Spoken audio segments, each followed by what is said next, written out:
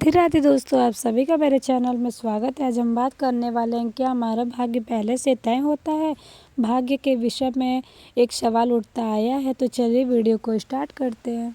भाग्य के विषय में सदियों से एक सवाल उठता आया है और आज भी यह सवाल किसी के मन में कहीं ना कहीं होता ही है कि क्या हमारा भाग्य पहले से लिखा होता है या हम खुद इसे अपने कर्मों से बनाते हैं। तो अलग अलग विचारधारकों और धर्मों में इस पर कई दृष्टिकोण मिलते हैं, लेकिन हम सभी के मन में कहीं ना कहीं यह जीवन का एक महत्वपूर्ण प्रश्न है, जिसका जवाब अक्सर हम अपने अनुभवों और किए हुए कर्मों के आधार पर ही समझते हैं।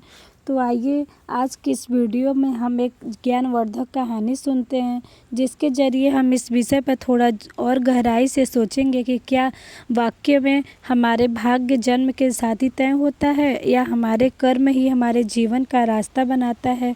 तो क्या ईश्वर हर इंसान का भाग्य पहले से निर्धारित कर देता है या हमें अपनी राह खुद तय करनी होती है। नमस्कार दोस्तों, आपका स्वागत है हमारे चैनल में।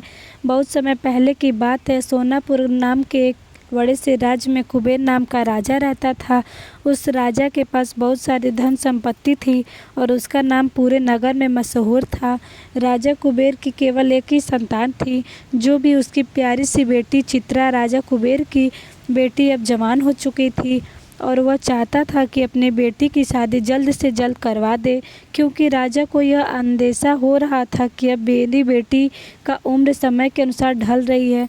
जब भी वह अपनी बेटी से विवाह की बात करता है तो उसकी बेटी यह कहकर मना कर देती कि पिताजी, मैं आपकी सेवा करना चाहती हूँ। फिर एक दिन राजा कुबेर ने अपनी बेटी को समझा बुझाकर उसकी शादी दूसरे नगर में एक दिन राजा कुबेर ने अपनी बेटी को समझा बुझाकर उसकी शादी दूसरे नगर के एक बहुत ही बड़े सेठ के साथ करवा दी, जिसका नाम सेठ गौतम था। बेटी चित्रा घर से विदा हो गई थी तो राजा कुबेर ने चैन की सांस ली। वृद्धावस्था के कारण राजा कुबेर की मृत्यु हो गई, जिससे चित्रा को बहुत दुख हुआ। एक दिन की बात है, चित्रा का पति जो एक प्रतिष्ठित सेठ था, उससे बोला, मेरी प्यारी पत्नी, मैं अपने बिजनेस के कारोबार को दूर दूर के कई राज्यों तक फैलाना चाहता हूँ और इसके लिए मुझे लंबे समय सफ़र पर जाना होगा। तुम चिंता मत करना, मेरे पीछे मेरा छोटा भाई सुरेश तुम्हारा पूरा ध्यान रखेगा। सेठ गौतम अपने कारोबार को बढ़ाने के लिए दूसरे राज्य के सफ़र पर निकल पड़ा। उसके भाई सुरेश की नीयत बिल्कुल भी अच्छी नहीं थी। दरअसल उसकी नीयत अपनी भाभी चित्रा के प्रति ठीक नहीं था। बड़े भाई गौतम के जाने के बाद कुछ दिन तक तो उसने अपने भाभी का अच्छे से ध्यान रखा, लेकिन धीरे धीरे उसका व्यवहार, उसके आचरण बदलने लगे। जब भी वह चित्रा को अकेला पाता तो कहता, वे अब लौट कर इस राज्य में नहीं आएंगे, अब तुम मेरी हो जाओ। चित्रा ने उसकी गंदी बातों को सुनकर उसे नौकरों से कहकर अपने देवर सुरेश का हवेली में आना बंद करवा दिया। तब सुरेश ने इस अपमान का बदला लेने के लिए एक योजना बनाई। उसने चित्रा के घर में काम करने वाली एक दाई की सहायता से चित्रा के वह अंगूठी को, जो उसे शादी के दिन उस पति सेठ गौतम ने पहनाई थी, उस अंगूठी को उसने चोरी करवा ली। सुरेश ने वह अंगूठी एक नौकर को दी और कहा, तुम इसे लेकर राज दरबार में जाओ और कहो कि यह अंगूठी चित्रा ने तुम्हें दी है और वह तुमसे बहुत प्रेम करती है। तो उस समय की परंपरा के अनुसार किसी महिला द्वारा अपनी शादी की अंगूठी और किसी गैर मर्द को देना एक ही बहुत ही बुरी बात मानी जाती थी। सुरेश के कहे अनुसार उस नौकर ने राजा के दरबार में जाकर वह अंगूठी राजा को दिखाई। इस पर राजा सहित दरबार में बैठे सभी सदस्यों ने मान लिया कि चित्रा ने अपने पति के साथ धोखा किया है। इस राज्य के कानून बहुत सख्त थे। राजा ने तुरंत सिपाहियों को भेजकर चित्रा को गिरफ्तार करने का आदेश दिया। चित्रा ने अपने बेगुनाही के लिए राजा से बहुत प्रार्थना की, पर किसी ने उसकी बात नहीं मानी। उसे उसी समय उस राज्य से निकाल जाने का दंड दे दिया गया। राजा के सिपाही चित्रा को पकड़कर किसी दूसरे राज्य के बाहर एक घने जंगल में छोड़ आए। अंधेरा काफ़ी हो चुका था। चित्रा पूरे दिन भूखी प्यासी तड़प रही थी। वह जंगल में एक पेड़ के नीचे बैठ गई। डर, बेचैनी और भूख प्यास के कारण वह बेहोश हो गई। कुछ देर बाद एक डाकू घोड़े पर सवार होकर वहां से गुजर रहा था। उसकी नज़र अब अचानक उस बेहोश चित्रा पर पड़ी तो उसने चित्रा को उठाकर अपने घोड़े पर बिठा लिया और घोड़े को दौड़ते हुए वह उसे अपने पर ले आया। तब चित्रा को होश आया तो उसने डाकू से पूछा, मैं कहाँ हूँ, पर आप कौन हैं? डाकू ने कहा, सुनो लड़की, तुम अब बिल्कुल डरो मत, तुम यहाँ पर सुरक्षित हो। उस घर में डाकू के अलावा उसकी पत्नी और एक 5 साल का बेटा भी था। डाकू का एक नौकर भी था जो घर के सारे कामकाज और देखभाल किया करता था। डाकू की पत्नी ने पूछा, ये लड़की कौन है? डाकू ने जवाब दिया, यह बेचारी किस्मत की मारी बेसहारा है। यह पास के जंगल में बेहोश पड़ी थी। मुझे इसे देखकर दया आ गई, इसलिए यहाँ मैं लेकर आ गया। चित्रा अब डाकू के घर पर रहने लगी और डाकू के परिवार से काफ़ी घुल मिल गई। इसी दौरान डाकू का नौकर एक दिन चित्रा को अकेला पाकर कहने लगा, तुम डाकू के खजाने से कुछ सोने चांदी हीरो जवाहरात चुराकर मुझे दे दो, तुम्हारा भी फायदा होगा और मेरा भी। लेकिन चित्रा ने इससे साफ इनकार कर दिया। गुस्से में आकर नौकर बोला, है लड़की, मेरी बात ना मानने की सज़ा तुम्हें ज़रूर मिलेगी। ये डाकू जो तुम्हें आज अपनी बहन मानता है, देखना एक दिन तुम्हारी जान का दुश्मन बन जाएगा। अब उस नौकर ने चित्रा से बदला लेने की योजना बना ली।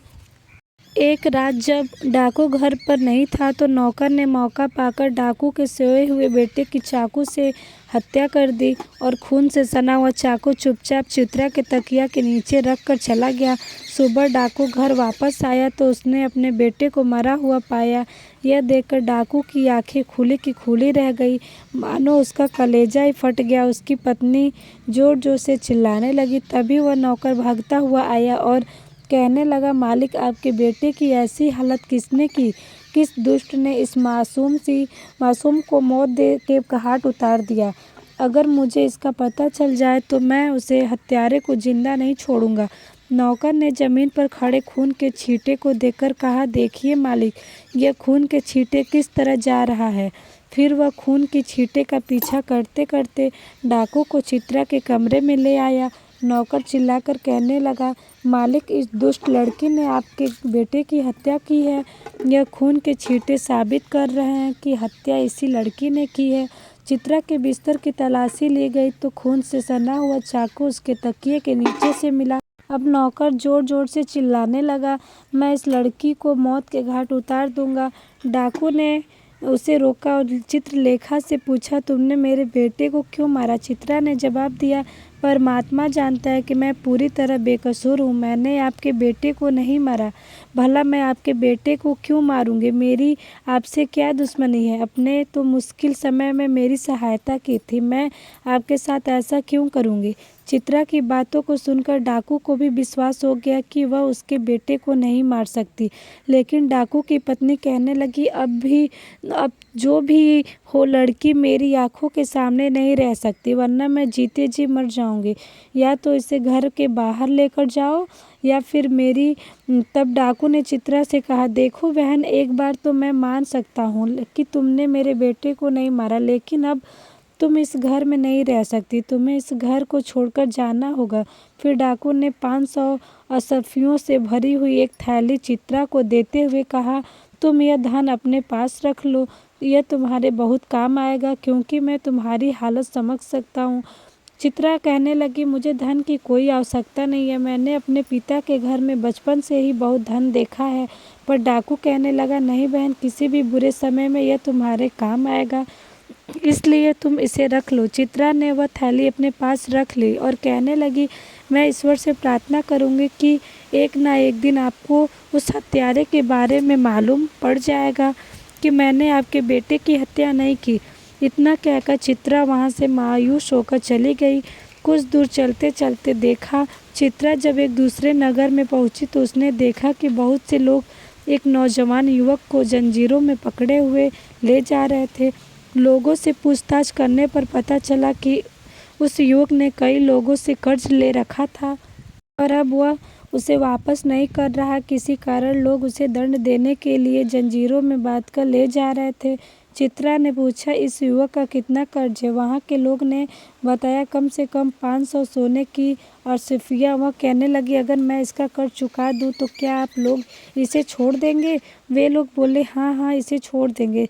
तब चित्रा ने अपने पास जो अशरफिया की थैली रखी थी वह उन लोगों को दे दी और उस युवक को छुड़वा दिया। यह देखकर लोग हैरान थे कि आखिर यह दयालु स्त्री कौन है जिसने एक अनजान व्यक्ति को इस मुश्किल से बाहर निकाल दिया।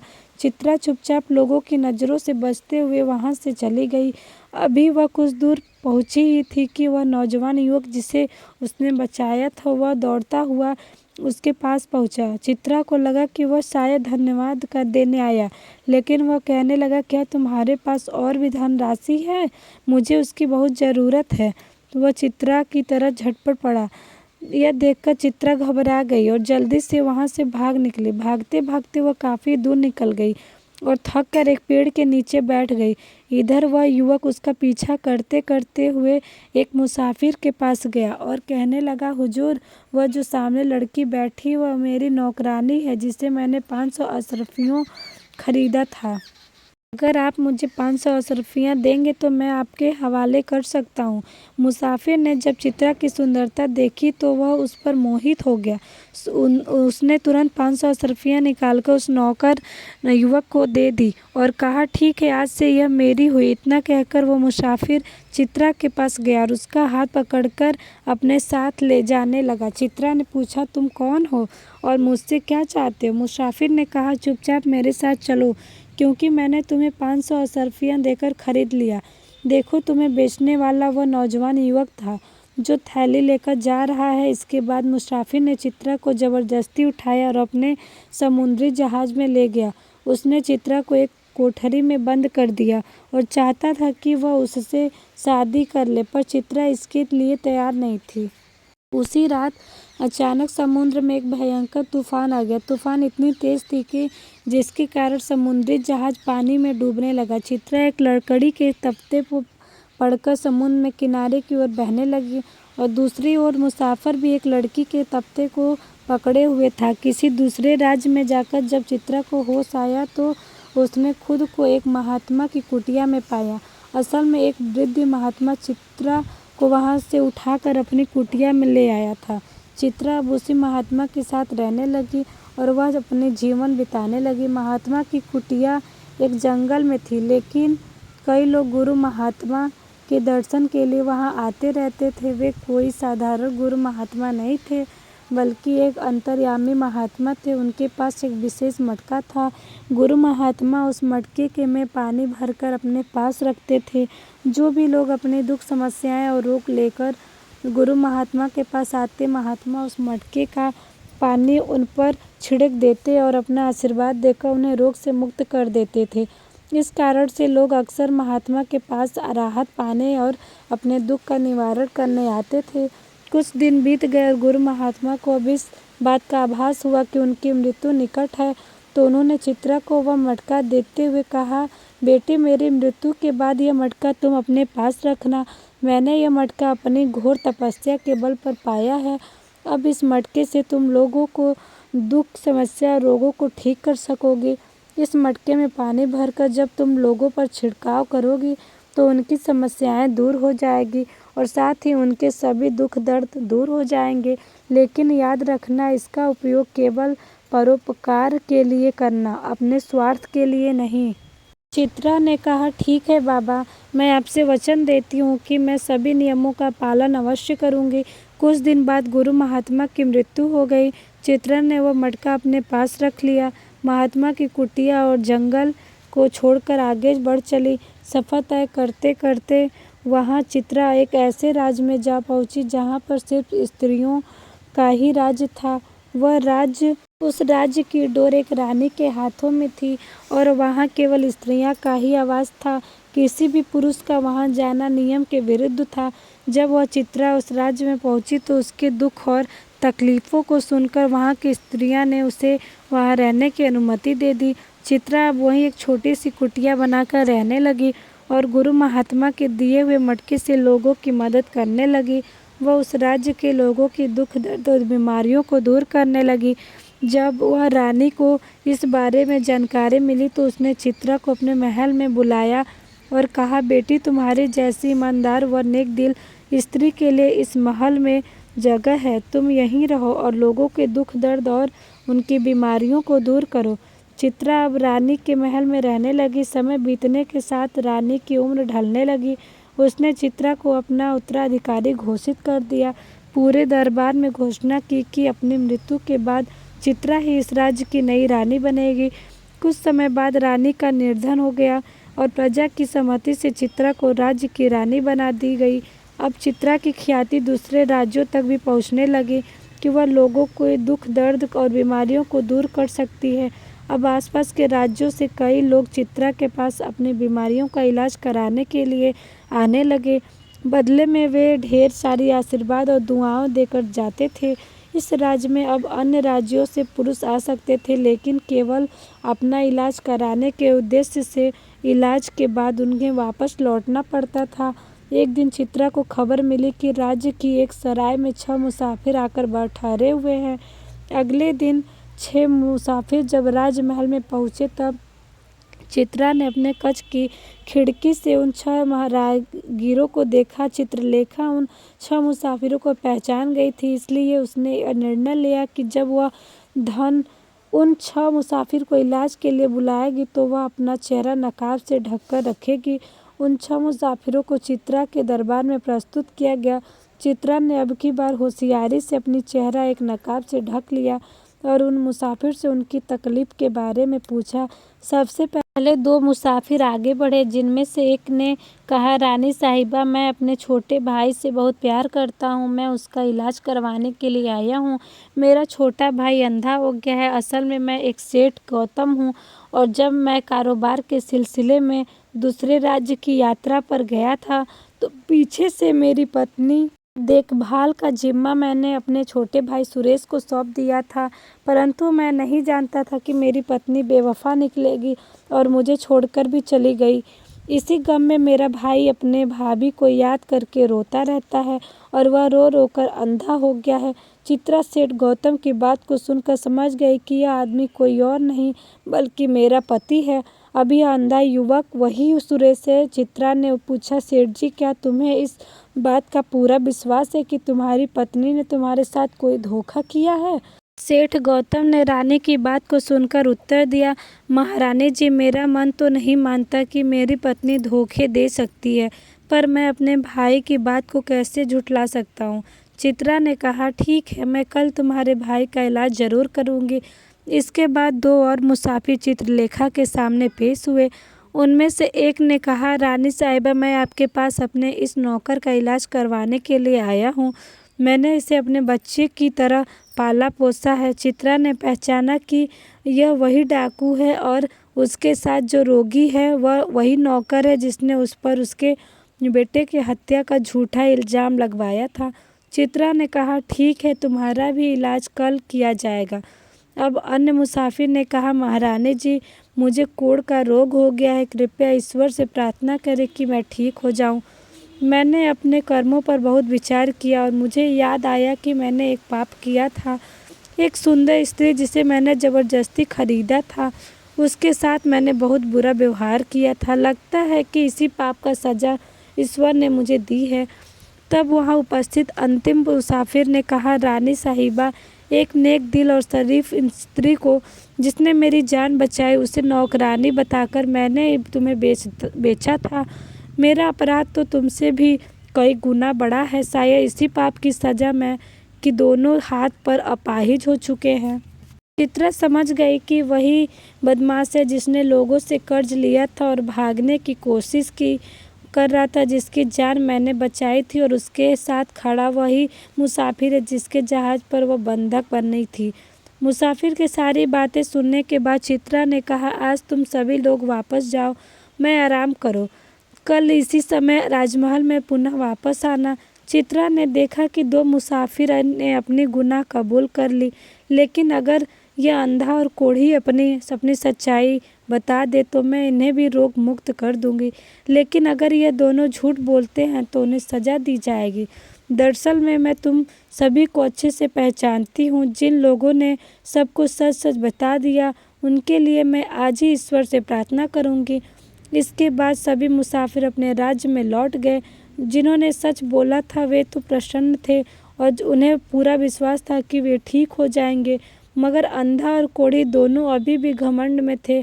ऐसा महसूस कर रहे थे कि वे अंगारों पर चल रहे हैं। सच बात तो यही थी कि वे दोनों एक दुविधा में फंस गए थे कि यदि सच बताएंगे तो उनके पोल खुल जाएंगे और झूठ बोलेंगे तो रानी उन्हें सजा देगी। दूसरे दिन जब वे राजमहल में पहुंचे तो सबसे पहले कहते हुए कहा, रानी साहिबा, मेरे भाई की पत्नी यानी मेरी भाभी पूरी तरह से बेगुनाह थी। वे सीता माता के जैसे एकदम पवित्र स्त्री थी, लेकिन मैंने ही साजिश करके अपनी भाभी को फंसाया था और फिर उस सुरेश ने सारी बात सच सच बता दी।